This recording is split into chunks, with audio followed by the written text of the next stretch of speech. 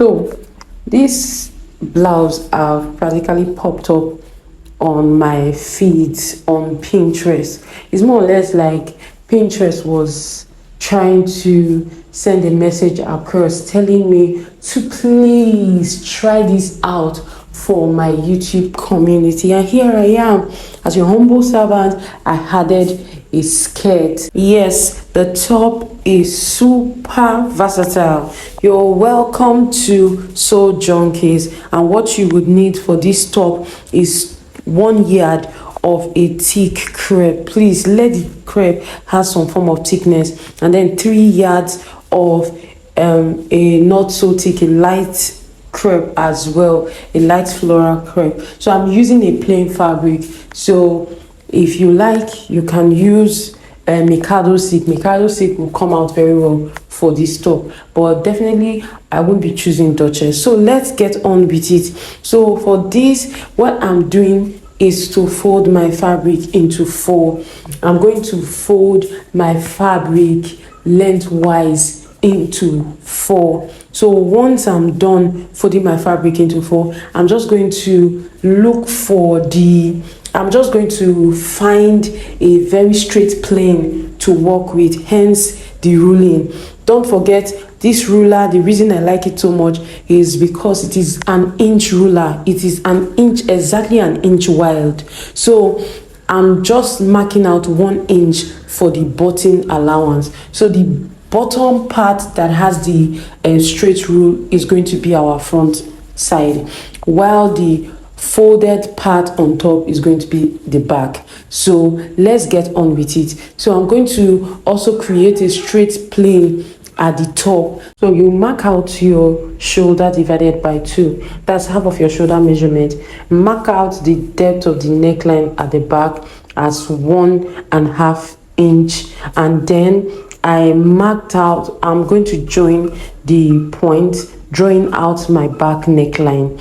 We are cutting out this front and back together, so please carefully follow me. So at that end, I'm marking out 2 inches. So at that point where I marked out 2 inches, I'm going to join 2 points together. So from the point I marked as shoulder, I'm going to take my measurement of my shoulder to down under bust and shoulder to waist, and then full length. I hope that's clear. So the first, shoulder to down of bust and shoulder to waist. Then the last is the full length of the top, which we take as 23. So plus 1 inch, making 24. So you said the next thing we're going to do is we're going to mark out the down of bust divided by 4. That's 1/4, 1/4 of your down of bust, 1/4 of your waist, and then at the hem of our top, we'll be using 1/4 of our hip measurement. 1/4 of our hip measurement. If that is clear, you are going to join all the points together. So from that hip measurement, I just went up to create a nice smooth curve at the hem of our top by 2 inches.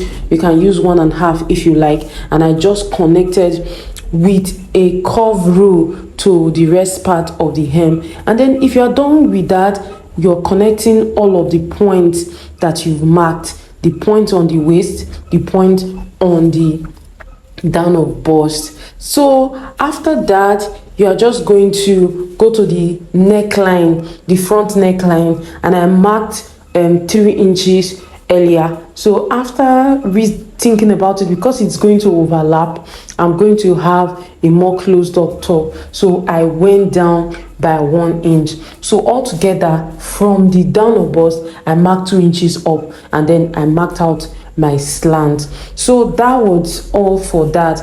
Then the next thing I'm going to do is I'm measuring 10 inches for the armhole opening. It is not fitted and it is slightly bogus. You can see it if you check it properly. So I'm just going to carve out that point into the down of bust. You are doing very well. If you are watching this video while actually testing it out, you know you are on the right track. So at this point, I'm just going to add in seam allowance. Don't forget, we did not add that to this particular top. No side dart, no dart whatsoever. But we need that waist to be a bit fitted. That's why we put our exact waist measurement, our exact down or bust measurement, and we just added 1/2 inch for sewing. And that was all we did. It was really that simple. It was really that simple. Please, if you are here for the first time, you haven't subscribed, please subscribe. And if you've watched this far, please give us a like.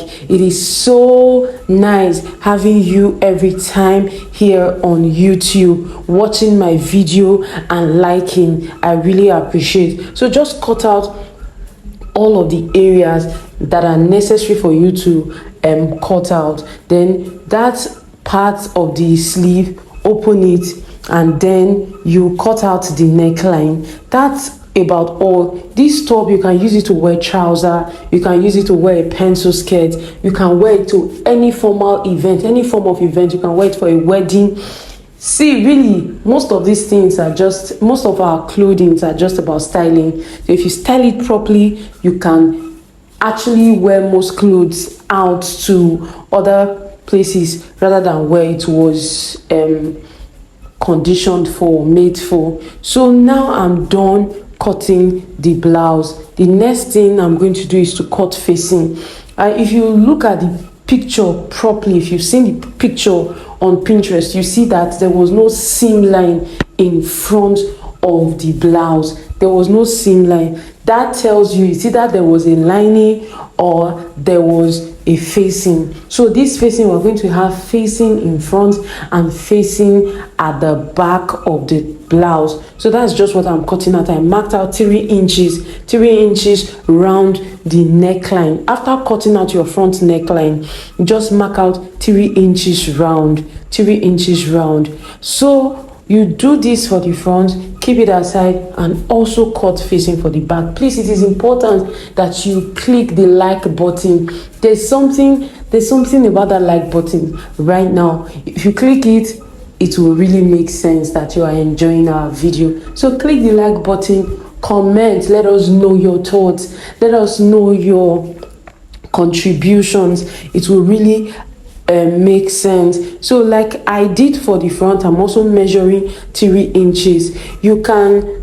I like using 3 inches for my facing. It's just relaxed, especially for this back that is curvy. It's just relaxed with no bulkiness. So that's all. So I'm just showing you here that at this point, when you want to sew, is to just join the shoulders. You join the shoulders of the main piece, you join the shoulders of the facing, and then you bring them together as a collabo. That was when I cited that I have not done that 1 inch or 1.5 inch cut out in front.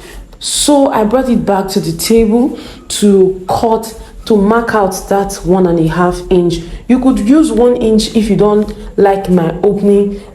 Maybe you can use 1 inch, but I used 1.5, and it was slightly more opened than the original original design. So I just marked it out and then I cut it out. So I also do this correction on the facing. So here I'm showing you that if you get to the sewing machine, just sew the shoulders, fold the hem of the sleeve like so, fold it twice, or you can actually weave it and just fold it, which was what I later did. Then you weave all your seam. Once you are done, you weave, and then you bring the facing, also sew the facing by the shoulder. You can see that I did not sew the facing on the front separately, sew the facing on the back separately. So this is me. I'm done sewing the facing together and sewing the main piece together at the shoulder. Now I'm just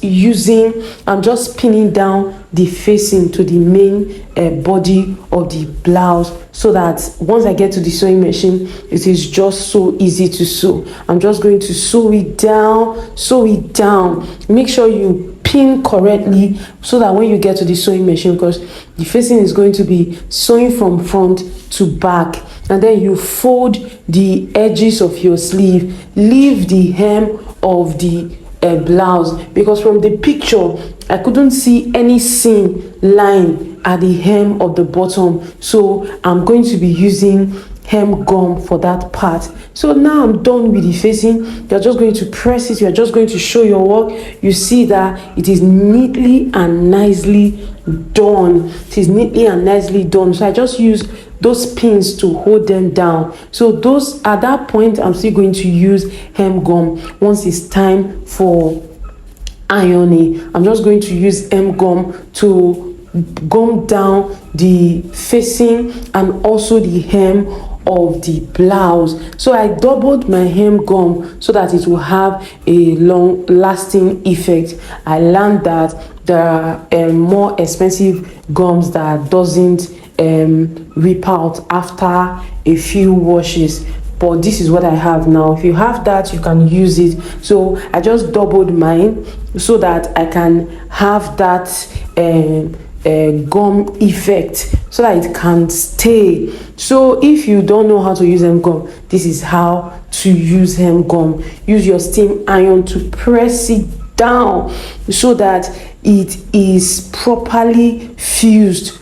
It properly fuse the part you want to hold together. So once, as you did for this part, you also do for the facing. I actually did the facing first, so that's why you cannot see that it is flaying or moving up and down. So just iron, just press. Once you are done with the back, after placing the hem gum, flip it to the front and steam press it. If you don't have a steam iron, just keep a water in a water bottle, punch it with needle and just use it as your spray bottle to spray and iron. It is really that easy. So by the time you're done with all of that, can't you see how neatly made this is? This is really beautiful. Even though I say so myself, if you follow the processes that I just mentioned, you are going to also get great results like this. It doesn't matter if you are a beginner or if you are a professional. If you just follow, you will see great results. So we are almost done with this dress. We are with this top rather. We are almost done. It is just to add your button, add your buttons and add your button holes, and you will be through. Press it. Take your time to do that pressing, but make sure you don't press it to the extent where your fabric is now shiny. That's another advantage of pressing with either a steam press, a steam iron, or we spray bottle of water. You have water in place, then you have ironing fabric. So just add your button. Once you are done adding your button, your blouse is ready. Then we'll move over to our skirt. So the first thing I'm going to do about the skirt, is to measure my 3 yards. Once I'm done with the 3 yards, I just fold the entire 3 yards together into a manageable size. Just measure together.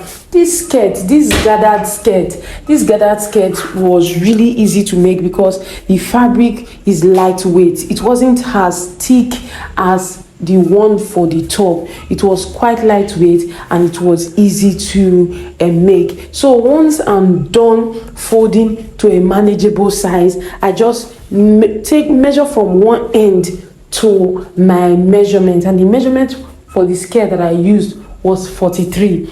If you're including the seam allowance, don't forget we're still going to add band to it. So by the time I was done everything, the skirt was about 44, 43, because I removed all the seam allowances from the 43 inches and then I added band of about 2 inches. So you're just going to do a straight cut.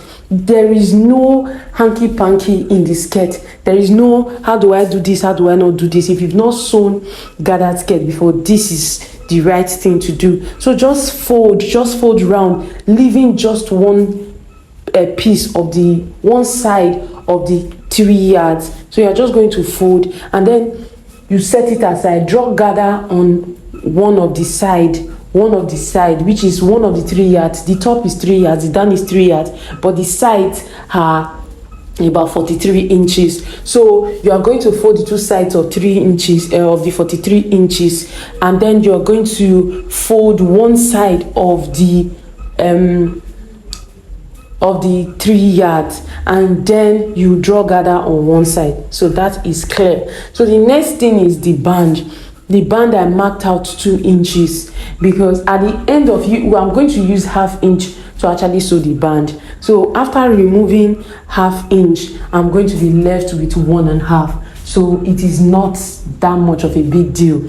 If you added bands to trouser, you've added bands to skirt, you've added band to some stylish dress, you will know how to do that. So the measurement for the band is my waist measurement, which is 28 inches plus 6 inches overlap, then 5 inches extra length for band. You will see it after we sew, and then 1 inch seam allowance. And then I'm just adding an interfacing. You can use cloth stay, you can use paper stay, you can use gum stay. So I'm using a light gum stay.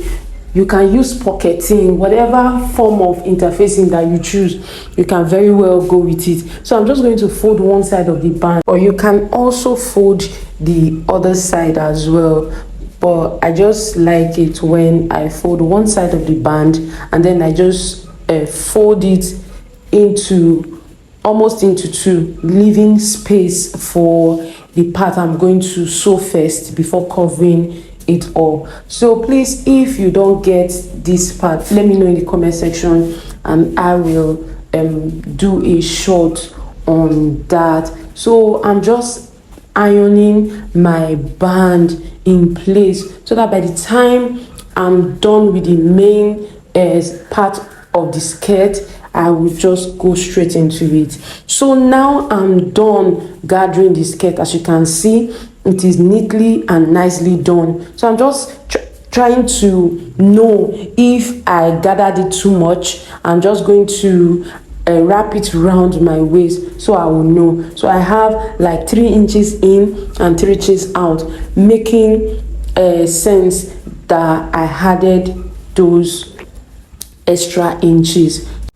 So it's time to fix our band, and what you are going to do is you are going to take the right side of the band to the wrong side of the skirt, the right side of the band to the wrong side of the skirt. That's how you are going to place it, and then you are just going to sew down. Don't forget, we've already gathered to the length that we want, and you are just going to sew down. You can pin it if you want. And now I'm done. You can see I'm done sewing. See the 5 inches extension that I told you about. So the next thing is to now sew it down. Just fold and cover all the rough edges. This is the only rough edge that we have for this skirt, and now the skirt is done. So see how we fixed our buttons. We just fixed 2 holes at one side, and then the side that has the extension is going to be the side that's going to carry the button. So you can as well wear the skirt and know how to fix the buttons. We have a whole lot of other videos. If you have enjoyed this video so far,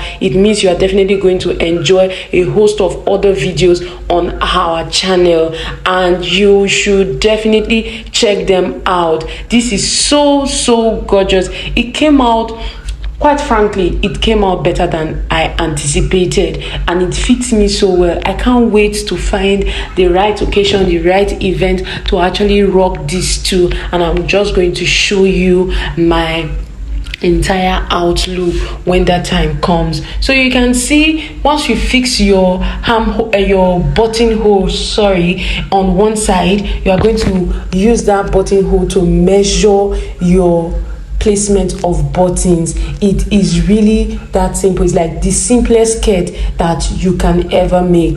Isn't this a good addition to your wardrobe? It definitely is. It is beautiful, it is sexy, and it is very stylish. You can wear this top with something else, you can wear this skirt with something else. You now have a 2-piece I'm so glad that we had you here today. Thank you for staying with us. Thank you for staying tuned. So please like, comment, share with your friends, and we will be very glad you did. See you next time. Bye.